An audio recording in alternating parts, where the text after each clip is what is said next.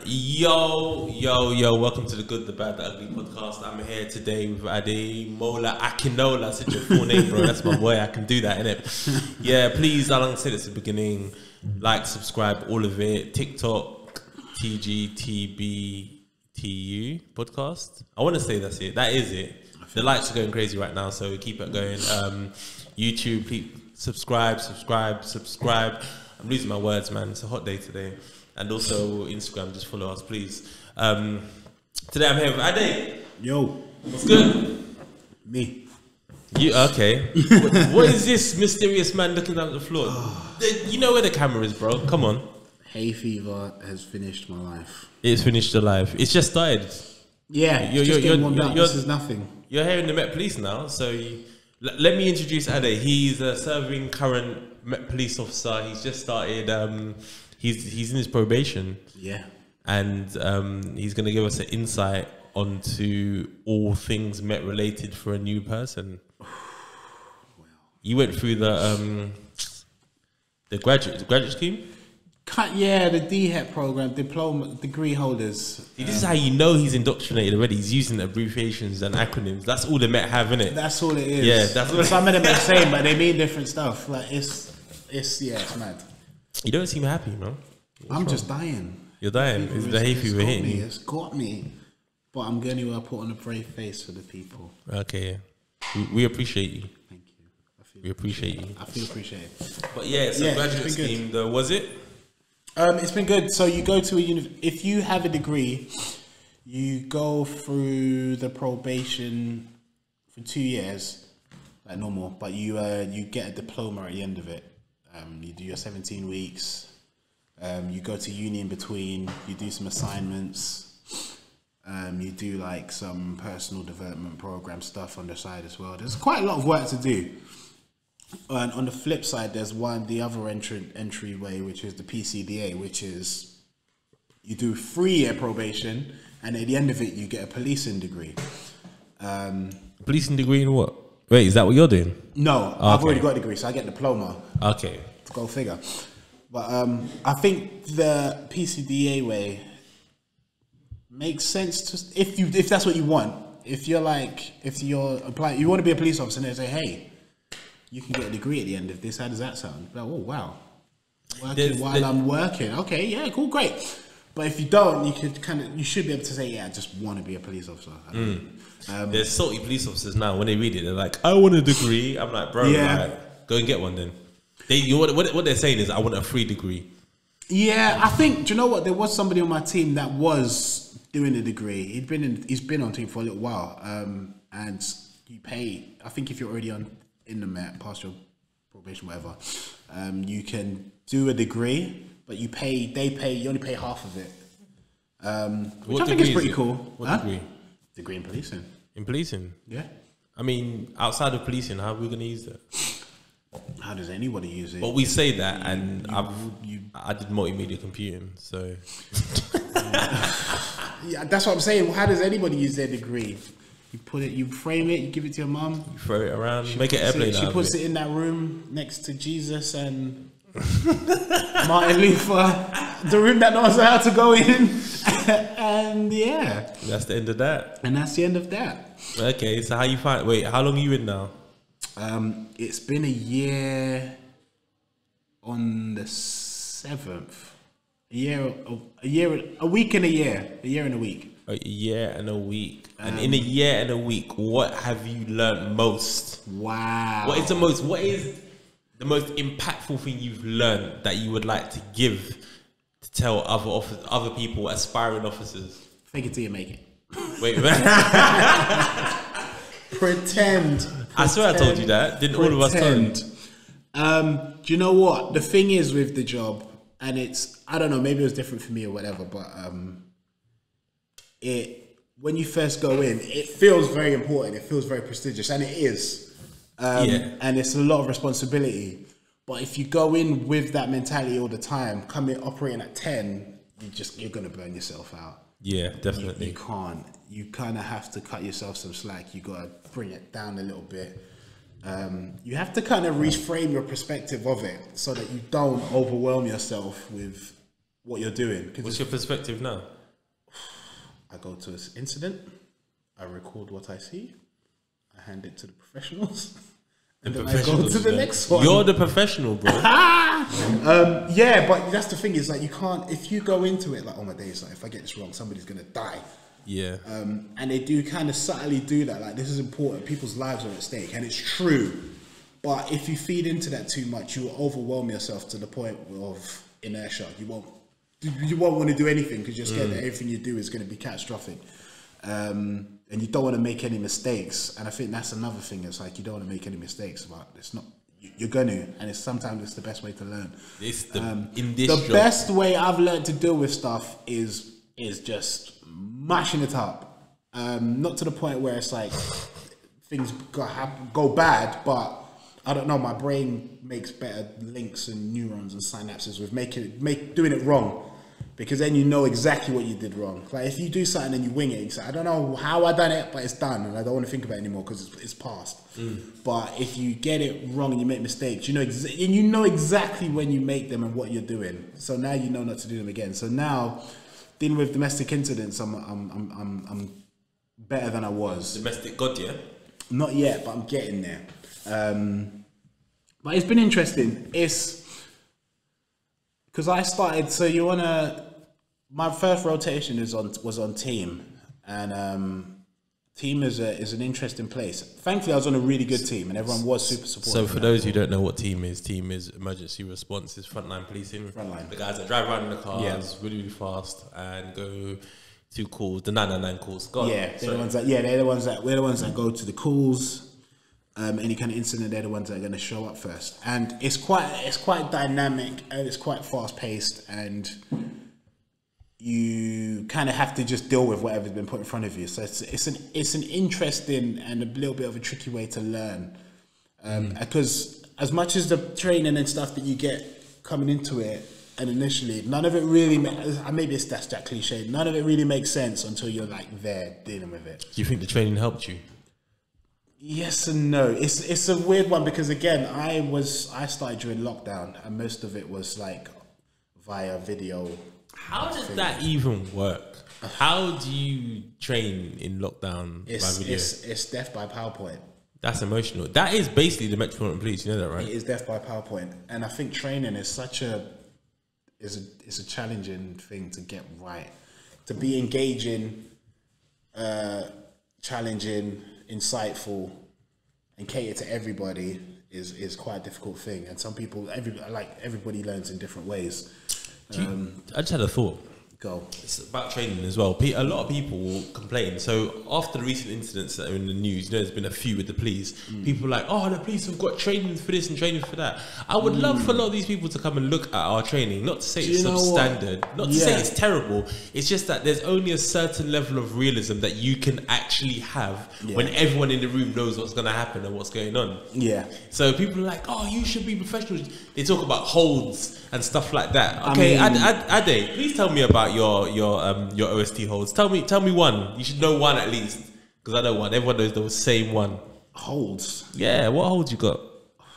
The gooseneck? Didn't they show you the gooseneck? Oh yeah, the gooseneck stuff. Yeah, do you know what? Since you've said that, from the time I've learned it till now, I haven't heard that word before. I haven't done it. The only two times you're gonna hear gooseneck, is when you're doing that police hold and when you're doing a bag. You know the big bags. The see-through bags when you put your property in, and you wrap it round. You're supposed to twist it, fold it in half like a gooseneck, and then put the cable tie thing on it. That's the only time you're gonna hear gooseneck. Do you know what? It's such a weird. It's a weird job to explain. It's because the training they'll teach you in a very specific way, which is it's just it does the way they know why they do that, right? Doesn't happen. Why do they do that? It's to cover the job. So they have like a list of things that they have to teach. Yeah. And the way that we have to teach it, so they can say, Ade knows how to do this the way that the College of Policing says it has to be taught. Yeah. So that's why it's taught in a specific way. Whereas, like, you know, sometimes you might be looking at it and thinking, this is silly, but they have to teach. But they have to teach you that. Even the people teaching it, it's like, this is. I know that you're never going to be in a position where you're going to have somebody turn out, put their arm like this, do that, do this, and da da da da da. Oh, compliant arresting. All of that, yeah. But there's no such thing. It's just not. It just doesn't happen like that. And there's so much of it that how you think it's going to go. And like you were saying about like you were saying originally with the training, half of it is like. The reason for joining was just curiosity. Like when you see the videos, people getting searched, people getting dragged up, flinged around, you're like, bro, why are they doing that? How are they able to do that? Is that what they're teaching them? Is that how they're teaching them to do it? They're like, it can't be, or is it? And then a little bit, I was just being like nosy. I need to see this for myself. Have you done the new training? Have you done the new OST? No, I haven't yet. You haven't done it? It's coming. The new OST looks like the studios you're seeing now. It looks like what? The videos that you're seeing now on Instagram. That's how now people are being taught. Because that's how it's goes. Reality is, isn't it? Reality is, if someone is not being compliant, they're not listening to you. Yeah, they are going to do everything in their power to try and get away. Yeah. So we have to mimic that. We weren't. The police weren't mimicking that before. Yeah. Maybe in some like OCUs and some specialist teams, they would have that in their training. Yeah. For frontline policing, everything is compliant. And remember, I told you this ages ago. I said, bro, they're going to teach you compliant handcuffing. Yeah. Ignore it. There's no point, because the compliant handcuffing, as good as it is, and it's not wrong, the reality is no one's going to stand there, bend their arms round, turn around, look down at the floor, tilt away from you. They're not going to do that. They're going to argue, they're going to whatever, until you assert yourself a certain way, whether that's with your voice or with physically having to grab them. Yeah. No one's compliant, because if they're compliant, why are you putting them in handcuffs? And this is the thing. Thankfully, I haven't yet anyway got into like anything mad, because I've been able to kind of just make them do what I need them to do. There was a domestic incident that I went to. The girl, they had an incident. The girl wasn't there anymore, but the dude left and then came back. So we done whatever we was doing. Was like, we got to arrest him. So I told him, I was like, you're under arrest for domestic ABH. Yeah, she had broken nose and everything. GBH, bro. Come on, son. You say that. Your arm must have ended. That's another political matter. Oh, snap. Okay, that's you really in the police now. Yeah. No, my bad. Sorry. So, I was like, you're under arrest. Done the whole caution, whatever. And then, so they was like, okay. Seconds, it's like, did you say I was under arrest? And I was like, yeah. He goes, aren't you going to handcuff me or anything? And I was like, do I need to handcuff you? Oh, snap. And he was like, no. And I was like, no. And then we sat there for another 30 seconds. He was like, this is weird.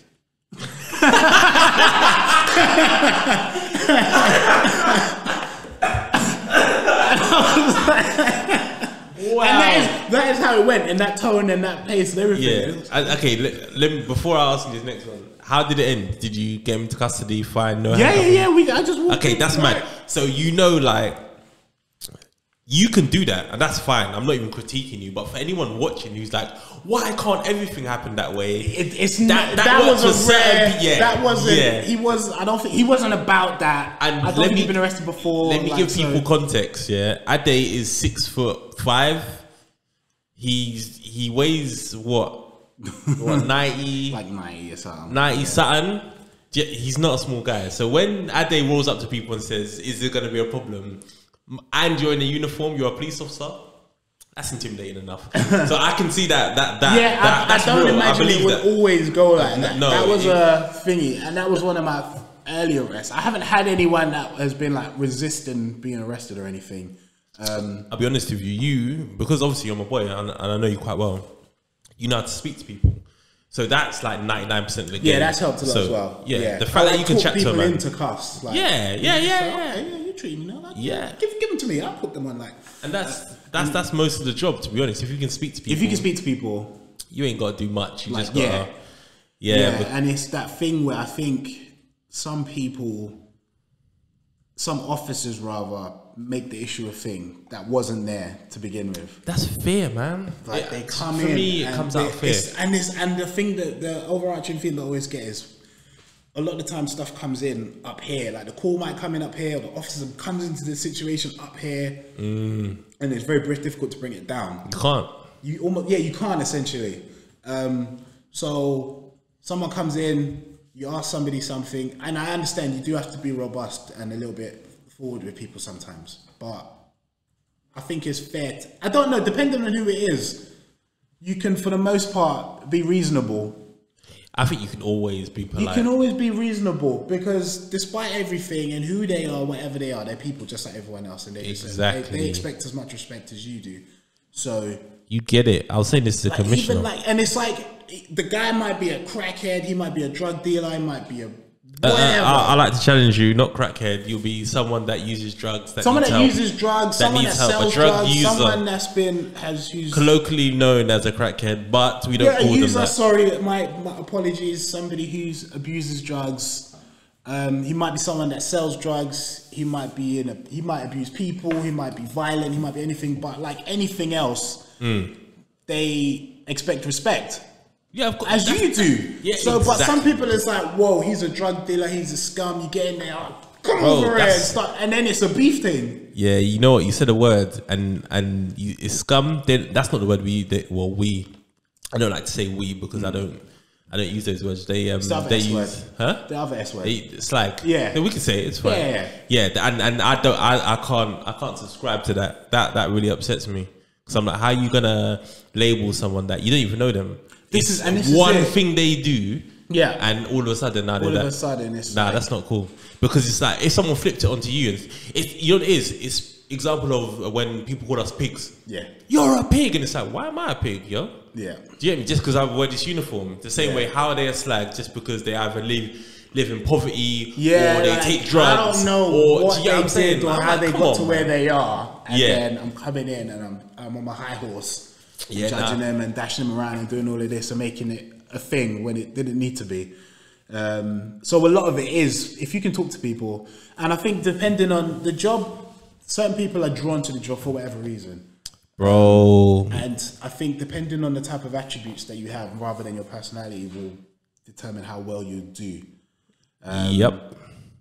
And there's a whole cliche, you was bullied when you was young, so now you're getting your revenge by being an officer or whatever. Yeah, that's real, yeah. That is real. That's real. Like we can confirm it. Me and Ade are confirming it right now for everyone. That is definitely a thing. And you can see them when they operate. And it's like, wow, you used to get buoyed when you was a youth, and now you feel like I'm taking my revenge back. Do you know what's mad? I was talking to Mia about this. There's a lot of people in the Met that get bullied, officers that get bullied, and their life's difficult. And what I was saying is, when you figure out, and it normally comes after about 2 or 3 years. You figure out that a lot of the people that are bullies in the Met don't actually want conflict. They don't want beef. They don't want any conflict. They just they enjoy the power of bullying. I just want to be able to beef people. Don't give it back. I see. If you show it to them that you know what, I'll fight you. Yeah, they'll back down straight away. They'll back down straight away. That is like most, and that's the weirdest thing because we manage conflict all the time. All the time. And for some reason, when conflict happens in the workplace, it's like that is a weird paradigm, like because you're out there dealing with people and you're beefing them, and people hate you, and you get it, you accept it. But when it happens within your own workspace and your colleagues and stuff, you're like, I don't know how to deal with this. I don't know. Like, what do I do? For me, I'm on smoke. I don't tolerate any of that kind of behavior. It can be very, and the thing is like, because at the end of the day, everybody just wants to get home on time. Exactly. That's it. Safely. They want to come in either the way they went home or better, whatever that means. But so it's nothing. There's nothing really personal. But if I can offload the work to you and I go home, I'm gonna do that. So there's a lot of passive aggression. Yeah. There's not as much direct aggression. It's a lot more passive, and you're kind of like, "Wow, is this guy trying to take the mick out of me?" I don't know, because like, being very polite, but if I accept what you just said, condescending tones, I'm gonna be here for 3 hours. A man's gonna go home. Yeah, there are. And then the problem is like if you beef them over it, now there's a thing at work. Yeah, and it's like I don't not like you, but you try to take this out of me, so I have to stand my ground. And wow, you just challenged my challenge, so now I can't back down. Yep. So now there's a weird thing. So and somebody at some point has to just kind of just be like, okay. Let this sink in, yeah. We're all police officers with authority outside in the streets. When it comes back into the workplace, someone's going to run and tell the teacher.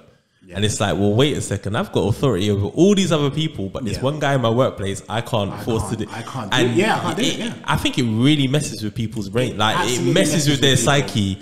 That it messes with people. They are like, they feel all powerful. They're like, I'm Thanos, but inside the workplace, I'm not. I can't control anything. I have to go and tell the sergeant. I have to go and tell the teacher, essentially. And something happens. And we need to, the Met need to sort of stamp that out. And I think it's trying. It is. It's doing a lot of stuff. But the way to do it is to give confidence to people, because that's what I've noticed. Like between me and you, we're confident in ourselves, or we pretend to be if necessary, and we're calm with who we are as people. I think there are some officers that aren't. So it's like, I need to show people this is who I am, and it's like, well, you're gonna come across someone else that's not gonna have it. So it's you very really easy and very common to have officers operating on low confidence, and they what's the word I'm looking for? They compensate it by being overly aggressive, or trying to be intimidating, or putting down other people that are less confident than them. It's very easy to do, because it's like being back at school, isn't it? It is like being back. Do you know what? And it's a job just like any other job. There's workplace politics. There's all sorts of, like, I'm telling, bare gossip, it's just like everywhere else. And it's very easy to be operating and moving like you know what you're doing, and you don't have any clue. So then you take it out on people that are less confident than you. I think if there was a thing where it was okay to, like, and it's that thing again that they're really trying to help with, like, if you're struggling with something, being able to talk to somebody about it, or get help about it, or get some coaching, or get some They've introduced something where they've got these coaches come in, and it's like, nobody's the best at everyone. Somebody's struggling with something, so, like, come and talk to us. So the best athletes in the world have coaches. Like, exactly. So why not you? Why do you feel like you're fantastic? Like, there's nothing wrong with not knowing what you're doing and asking somebody about it.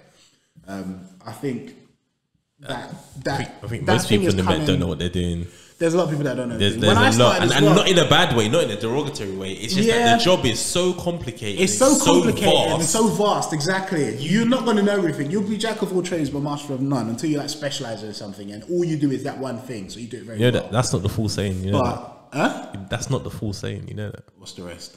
A jack of all trade is a master of none. But something is better than a master of one. Go find it for me. We need to stop saying that. Just put it out there. I'm not saying that you're wrong. But I mean, it's very easy to, I know a little bit about this, I know a little bit about this, and this, and this, and this. But this thing, like, there's somebody that knows it better than me, because that's all they do. Bro, I was doing the podcast earlier with the sergeant. I couldn't even remember what the search inside custody was. I was saying it was 32. I'm like, yo, I don't know. Like, I don't know. I know, but I just can't recall that information right now. So that's what I'm saying. So one sec, go on. What is it? Jack of all trades is a master of none, but oftentimes better than a master of one. See, there you go. And we should start saying the whole sentence, by the way. We should start saying the whole thing. Because people use it to put people down. It's like, nah, bro. I've never taken it like that, though, you know? Like, jack of all trades, master of none. You'd only be the master of one thing. Like, if you was to focus on one thing, you'd only be that. I don't know. I've never taken it as an insult, though. I see it, yeah. Well, if you're how are you going to be great at all of them? Oh, here we go. Here we go. Obviously. There's a lot of narcissism in it. I know. No, I'm joking. But yeah. No. What do you think? What do you think about okay, it's a random topic and it's got nothing to do with you being new. Actually, you could tie into it. But Cressida, do you think that a lot of the change was because Cressida Dick, the old commissioner, I can't even say my words. Do you think she that's your first commissioner? I've had two, so it's a bit different. But do you think she was the reason why a lot of stuff is changing now? So when you came in, you had your view of the police. Now you're in and you're seeing how it's run. Yeah. Do you? Is it exactly what you thought? And if not, why? And if so, do you think it's affected because of her? I don't think it's as bad as it's not as bad as I thought it was looking from the outside in. Looking from the outside in, you're like, yeah, it's mess, it's corrupt, it's this and that, it's this and that. It's easy to just say the Met is corrupt. Yeah. when really and truly it's like there's bad eggs everywhere, and there's bad eggs that's been operating for a long time, or they're bad and they're influential, and there's certain behaviours that go unchecked, so it just becomes the norm. It's difficult to kind of completely eradicate it, but making people aware of it and saying this is not tolerable anymore and we need to stop it. I think she did what she could. I think she done well. She joined when she was commissioner, while I was there, whatever. There was a lot of stuff that was going on, and it was difficult. And what people don't understand is a lot of stuff that was going on, and she exposed it. Yeah, and it's feels like a double-edged sword. It's like I've come in and I've exposed all the things that are wrong, and then it's flipped to, well, it's your fault. Yeah, it's almost like, so she's sitting in her house right now thinking, if I didn't say anything, I'd still be in my job. More than likely. People would be cussing and I could just ignore it and everything would just be how it is. But and she brought a lot of it to the forefront. She started a lot of initiatives. And she allowed a lot of stuff that you know what it is? If what people would say, oh no, the way I see it with her is that she allowed things to happen. Do you get me? In the sense that she allows me to be sitting on this podcast and representing black police officers and talking about issues that we have. She's allowed that to happen. Yeah. Do you get me? Her and the deputy acting commissioner, Stephen House, they are saying, yeah, Dom, you can do this. You can have these conversations and you can talk about this stuff with the Met. They've brought a lot of light. Do you get what I'm saying? A lot of light on stuff that people didn't want to talk about in the past. So when people want to be like, no, she's this and that, and I'm like, bro, I'm sitting here and I've still got a job so far. Yeah, I'd say most people. We'll see on Friday. It's that thing though, and the media loves to just pit people against each other and stuff. But when you speak to actual people, they're like, yeah, no, she was great. I liked her. It's mad, what isn't she it? stood for. I like what she was about. She tried her best. So there was some stuff that was out of her hands. She held her hands up. Like she was accountable for a lot of the stuff that she did. She just, like, I thought she was fine. And a lot of people do when you speak to them as well. Right. Obviously, when you read the news, it's just, this, that. You see articles saying that she shouldn't be liked, she should be respected. It was like, well, she had both. Yeah, she had both. She had both. I don't understand what more you'd want. Why are you trying to vilify this woman? That's the word. They're trying to vilify her. Yeah, but anyway. Ade. Sugar. I don't know what I just... It's a splinter on my so, soon out of probation, where do you see yourself in the next 3 to 5 years? Early doors. I considered close protection from quite early, actually. Man just fully went straight to the top. He said, I want to be protecting I thought the about queen. It early. Yeah, I was like, that would be cool. Because, again, looking at it from the outside in, and that's one thing that they don't really teach you. They do, but they don't. It happens anyway, is when you come from the outside and you start your training and you do it, and they're teaching you certain things, that early couple of months is where you get all your hypothetical scenarios out. That's what separates the people that don't know what they're talking about from the people that are starting to understand it. So it'll be like, right, so when you see someone and stop and say, you do to go wisely, and you go, and it's like, but sir, what if he's got a sword? What do you do then? It's like, oh, you do this. And it'll be like, so he'll teach you something in about any questions. Obviously, because we're doing that from home and it's all video. It's like, ping, ping, ping, ping, ping. It's like, yes, George. Oh, what if he's got a sword? What do you do then, sir? Oh, then... Taser. Oh, but sir, what if 4 ninjas jump out then? What do you do then? And you got all everything, you've got a hypothetical answer for why that doesn't make sense. And then eventually you start to realise, like, hey, actually, that's dumb. Like, yeah, do you know what's mad? That doesn't make sense. I laugh because it's funny because I did that on my firearms course.